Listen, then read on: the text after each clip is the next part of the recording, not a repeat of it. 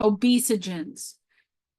We need to have this serious conversation about the things you don't even know that are causing you to retain extra weight.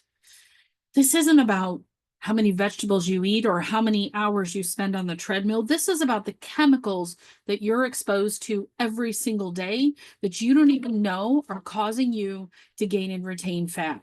So let's talk about those obesagens. Let's talk about those chemicals that you need to seriously consider getting out of your program, out of your daily life, so that you can begin to see the shrinkage of fat cells, to help your body detoxify better, and you'll see reductions in symptoms of all different types. I see a lot of people going out and getting supplements. They're going out and they're like, hey, I got such and such a supplement. I got probiotics as an example. So now I'm healthier. And I'm like, well, but here's the problem. What you're taking in here is fighting against everything that has accumulated over the course of your lifetime. Take your age and know that since the mid-1980s, you have been accumulating toxins at a greater and greater, faster rate than any generation has ever seen before. We are the most toxic society on the planet.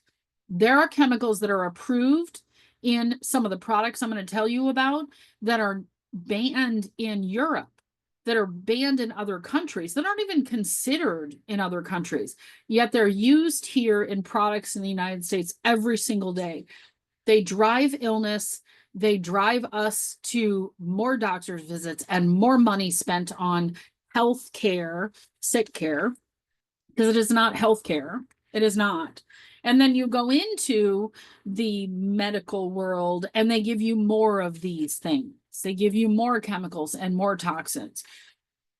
Now that you know, here's a few things that I want to give you that you really need to seriously think about making life changes on, some of which you can make super quickly, and others you're going to have to kind of work your way into them. So here are the things you don't know that are obesagens. So they increase obesity. Carcinogens, they increase the potential for cancer. They're also hormone disruptors.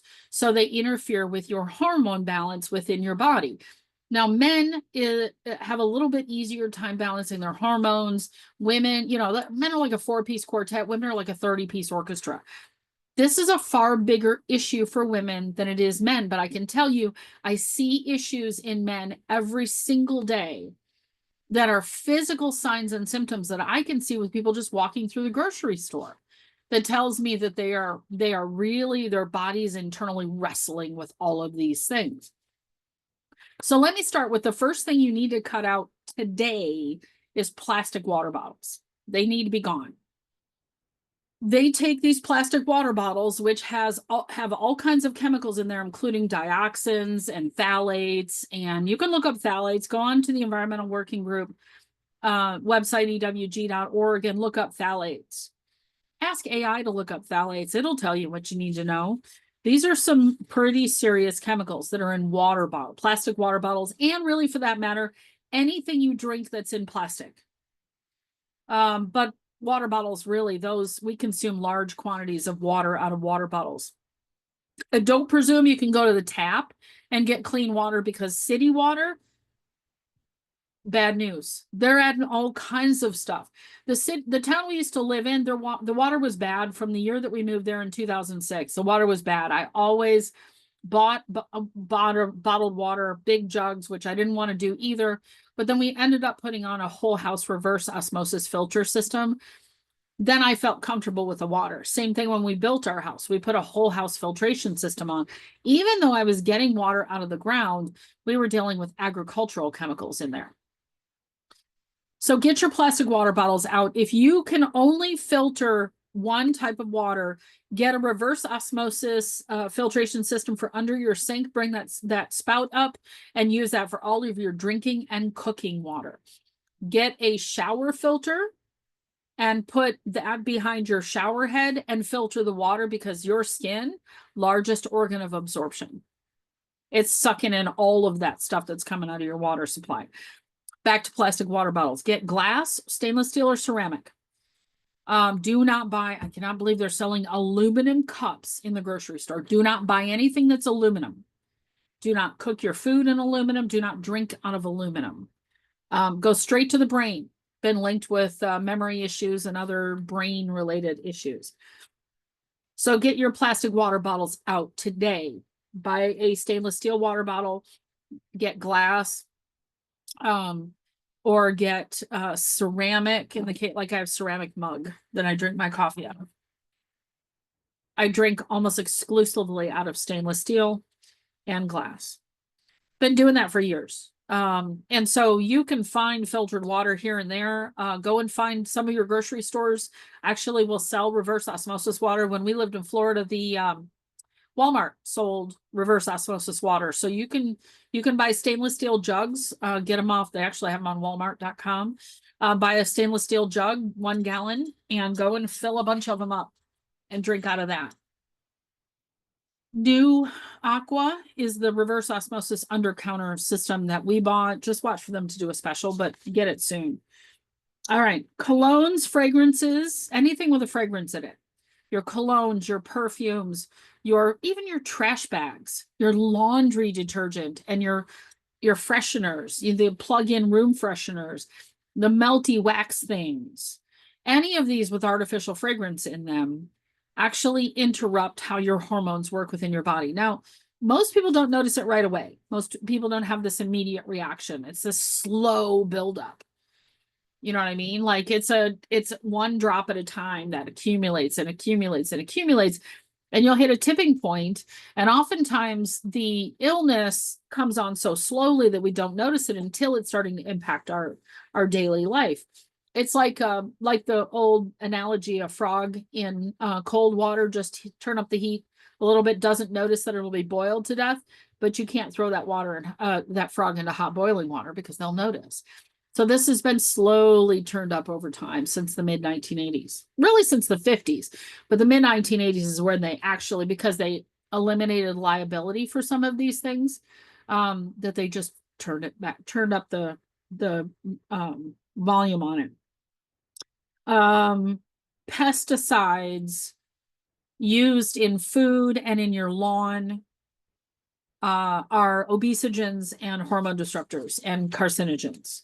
All of this is well documented, guys. This is not, it's interesting because you'll see if you go to the EPA will say, we've studied this and this chemical is a carcinogen. So red dye number 3 is a great example. There's a discussion about this just in Congress not too long ago. Red dye number 3, known carcinogen, causes cancer, but allowed in food, allowed in your kids' cereal and in their bug drinks that they buy at the gas station. And the answer from the FDA was, well, those were rat studies and we don't know about that. We don't know about it in humans, etc. Well, how about you take it out now and then study it? And if it comes out, it's fine, then reinsert it. But for now, it's a no. The challenge is they allow so much in until they determine it. It's sort of an innocent until proven guilty kind of thing. But in Europe, they have the opposite approach. They want it tested before it goes into anything. And if it comes out that there's any indication that there's a problem, they either have to do far more testing or they don't get to put that product in, that chemical in any products. We need that approach. We desperately need that approach. Okay, microplastics in your clothing. I'm sitting here wearing a polyester shirt. I'm in the process of getting away from polyester and moving towards cotton and linen primarily. It's going to be quite a transition, but all these micro fleece things that we have around, etc., we need to be switching to alpaca fur and wool. And the nice thing is we will help farmers as well because we will give them a market for their products again. And we can make them locally. Now, I'll tell you, you're not going to be getting a $6 shirt at Walmart anymore. You're going to be buying a $60 shirt that will last you 10 years. So it's a very different way of living, and a different way of approaching things. But when you recognize how this is impacting you, and if you want to protect your health and the health of your children, and your family members, these have become almost non-negotiables in most cases. This is one thing I'm transitioning out of, is the microplastics in the clothing. Okay. Athleisure wear, ladies. The chemicals that they have in those leggings that you are putting near your, sometimes without any fabric protection between you and the athleisure wear, girls, that's some sensitive area. Those tissues, that mucosal area, absorbs everything. Let me say this again. Stop wearing the athleisure wear, especially if you're sweating in it. But if you have to wear it for some reason, wear a cotton protective layer between them, which gets me to underwear, women's underwear. Stop wearing that polyester viscose garbage trash. I know they're pretty. We don't care. Because cancer doesn't care how pretty your underwear is. It just doesn't. Okay. Pesticides in your foods. I mentioned that. Guys, we need to be, the organic standard is even somewhat compromised. We really need to be doing some work, and I'm really happy with the MAHA movement and Robert F. Kennedy Jr. That man is salt of the earth. I met him. He's brilliant and he's beautiful, and he's going to do some amazing stuff on our behalf. So I'm very thankful for him to be getting some of these chemicals out of our foods and our products. And you're going to be seeing more and more about it coming up. Medications. That's a longer discussion. Most are not necessary. Was reading a bit about birth control the other day. Long impacts to the body. Long impacts. Anesthesia. I had 5 surgeries. Technically 6. That I had anesthesia. I still occasionally hit a pocket of the anesthesia, and I end up getting a rash out of it as the body's detoxifying it. So, and my last surgery was 2012. And then cooking products. I could go on and on, but switch over to cast iron and stainless steel. Get those non-stick, get that out of your kitchen. PFAS, if you've heard anything about PFAS, P-F-A-S, oh geez, I used to know that name. Used to know that word. Perchlorofluorates, I think is what it is.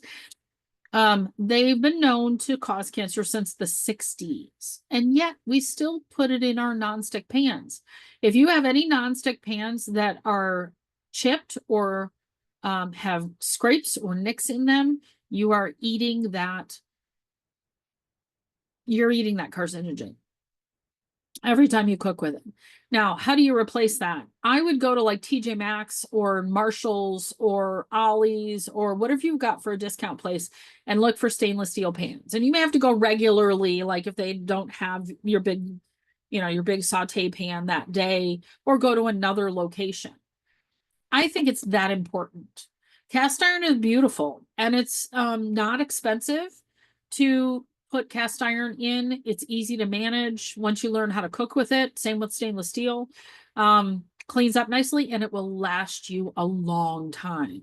Especially if you're replacing your nonstick every 2 or 3 years. Maybe 4. Don't go any further. Oh, I wouldn't even do nonstick, but I remember replacing it because the finish would shred. And now I'm using the same cast iron pan that I bought 8 years ago, still in beautiful condition, lovely seasoning on it, works great. My stainless steel pans, most of them I've had longer than that. So you're going to buy them once and they're going to last a long time. You can also do black steel. That's a little bit lighter. It's called hammered steel from Lodge. And that's a lightweight version of cast iron. Heats up nicely, cooks very evenly, cleans up beautifully. All you need is Lodge makes these yellow and black scrubbers. I use those, and you don't even use soap. You just scrub it off, put a tad bit of oil on there, swipe that around with a cloth, and tuck them in your cabinet, and they're ready to go for your next cooking. Never, never, never, never, never allow aluminum touch your food. I learned this when I started my schooling in 2008. is aluminum will transfer into food. So when you wrap a baked potato in aluminum foil, when you cook your lasagna, and the more acidic the food, the more it leaches aluminum into your food. So you got to get these things out. Absolutely have to go. If you want alternatives to fragrance, essential oils are beautiful. They're wonderful, and they can do lots of different things for you. My mom said, I'm not going to get rid of my scented trash bags because the trash smells. And I'll like take it out more often. Put a couple of drops of essential oil in there. But the fragrance on the bags is not worth it. So that was a bit of a rant. Kind of a soapbox. But it is that important. It is absolutely that important, guys. We aren't getting healthier as Americans. We're if you're in my generation, we are predicted to be the first generation not to outlive our parents. I'm not letting that happen. I'm not letting that happen with my family, with myself. And hopefully that this has resonated with you and you want to make a change as well. Because all of the tools are out there, all the learning you need is out there. When you take your phone and go into the App Store or the Google Play Store, whatever you use, and get the Think Dirty app, okay? When it's, let me find it on here. Okay, so it's over here, right there, Think Dirty. I haven't used it in a minute because I don't have too many products around my house that are toxic. But take all of your products, skincare products, shaving creams, shampoos, your dish soap, whatever, and scan the barcode on there and look at the rating on there. I think they do offer alternatives. If you need other alternatives, I mentioned ewg.org. There's some great alternatives on there. They're always watching things, and new ones come up on a regular basis. I can share with you the companies that I buy most of my products from. So I use Young Living essential oils, and I use Thieves Cleaner, which is cheaper than any cleaning product I've ever found, and I love it. Works incredibly well. I'm currently using 7th generation dish soap, although I'm looking for an alternative to that because they are sneaking some chemicals back into it because they're owned by Clorox, I think. I use 7th generation toilet paper because they don't bleach their toilet paper. That's another thing I didn't mention was toilet paper. My current soap and lotion, I use Everyone soap, but I need to check it to make sure they haven't snuck any chemicals into that one. You got to watch these guys. They are not to be trusted long term. But you could use Dr. Bronner's Castile soap. That's amazing stuff. I'm getting a tallow bar soap from a girlfriend of mine who makes tallow bar soap and tallow lotion, and I'm using tallow lotion for my skincare. That's how I'm washing my face and moisturizing. I recently switched to a hair product that is Ayurveda herbs, and it comes out of the UK. And why am I buying stuff out of the UK? Because I know that they have much more limitation on the amount of chemicals even allowed in their products. So that's coming out of the UK. Yeah, I mean, there's so many good products out there that you don't need to have all these things. Laundry soap, I've been using Clean People, laundry pods, and as usual, once a year, I try to check these companies out to make sure they haven't snuck some stuff in there. So it's time for me to get my Think Dirty app and check out what's going on with my chemicals. Gosh darn it. Check out what's going on with my chemicals and make sure that there isn't anything that they've stuck in that's now a toxin or a problem. If you have any questions about anything, comment on this video, message me. I'll aim very hard to get back with you on these things. If you are suspecting that this toxicity has affected you, whether you're dealing with an autoimmune condition, cancer, that sort of thing, as a health guide, a naturopath trained health guide, I can help support you with detoxification and just generally changing your lifestyle. So we can do that in a one-on-one session. Happy to help in any way that I can. As we shift our dollars to cleaner products, these companies will be forced to change it. Oh, I want to add something. Baby care products. Johnson & Johnson is some of the most toxic trash out there. Method isn't any better. Some of these other baby care products, not good. I mean, if I were to go back to having a child, you know, if I had babies again, mine are adults now, so I'll have grandkids hopefully sometime in the near future. If I were to go back to that, I would use the Everyone soap, the tallow soap, and I'd only bathe them a couple times a week. And their skin would be nice and healthy and moisturized, and everything would be good, and I would know that it's clean and it doesn't have any chemicals in it. So now it's your turn to take some action. What actions are you going to take? What are you going to start with? What are you going to transition out over time? So you should have short term. I'm going to start changing these immediately. You're going to have medium term. I'm going to change them over the next few weeks. And you're going to have long term. I'm going to change them over time because maybe they're more expensive to, you know, harder to replace or that sort of thing. Now you are aware. How will you change your life for the healthier? All right, my friends.